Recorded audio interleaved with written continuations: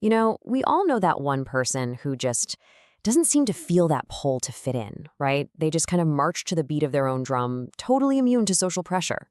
So, what's actually going on inside their head? Let's dive into the psychology behind that really independent mindset. I mean, think about it. That new fashion trend, that viral TikTok challenge, that one opinion everyone suddenly seems to have. There's this powerful, almost magnetic pull to just join in.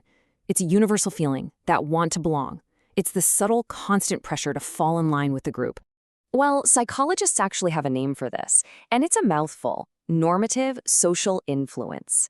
Now, this isn't about being weak or anything. It's a super fundamental part of our social DNA. It's that little voice in the back of your head whispering, hey, just go with it so people will like you. Or maybe even more powerfully, don't you dare do that or you're going to be left out. Okay, so that brings us to the big question. What about the people who seem to just hit mute on that voice? The ones who can watch a massive trend sweep the globe and not even flinch. Are they just rebels without a cause? Well, let's just say we're about to bust that myth wide open. It's so easy to just slap a simple label on these folks, isn't it? We might think, they're just aloof or a little socially awkward. Or maybe we assume they're just being contrary for the sake of it, trying to stand out by not fitting in. But the real story is usually so much deeper and, honestly, way more interesting. And this right here shows the huge difference.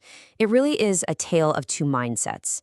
On one side, you've got a mind that's guided by all these external cues. What's everyone else doing? What's popular? What's going to make me look good?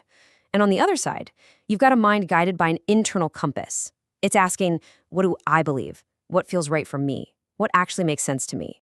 So let's pop the hood and really look at the internal architecture of this independent mindset. Because it's not some big mystery. It's a psychological framework, and it's built on a couple of very specific, very powerful cognitive strengths. And here they are. It really all boils down to these two pillars. First, a really strong skill for critical thinking. The ability to actually analyze information objectively instead of just swallowing it whole. And second, a primary reliance on internal validation. This is huge. It means finding your sense of worth from within, not from getting a thumbs up from everyone else. So here's how that actually plays out. Someone with this mindset sees a new trend pop up, but instead of just jumping on the bandwagon, there's a pause. Step 2, they engage their critical thinking. They ask, okay, why is this so popular? Does it actually make sense? Then, step 3, they consult their own internal values. Does this vibe with who I am? And only after going through that process do they decide how to act.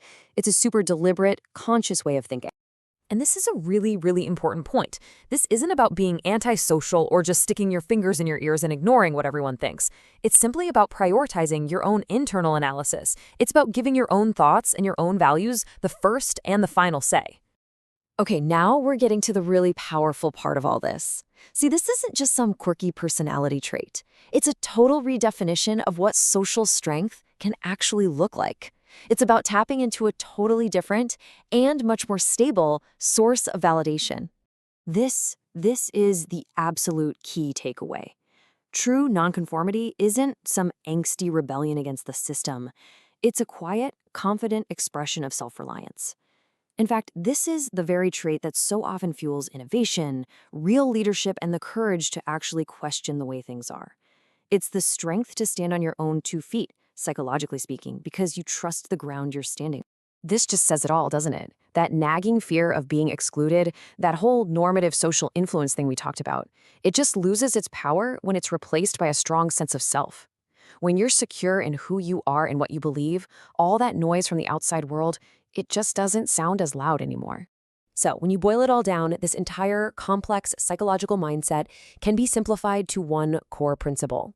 It's not about what you do or what trends you ignore. It's all about where you look for that green light, your permission slip, your sense of, yep, I'm okay. And that's the crucial question I want to leave you with. When you make a choice, when you share an opinion, or just decide who you're going to be today, are you looking outward for those nods of approval? Are you looking inward for that feeling of alignment with yourself? The answer really reveals everything.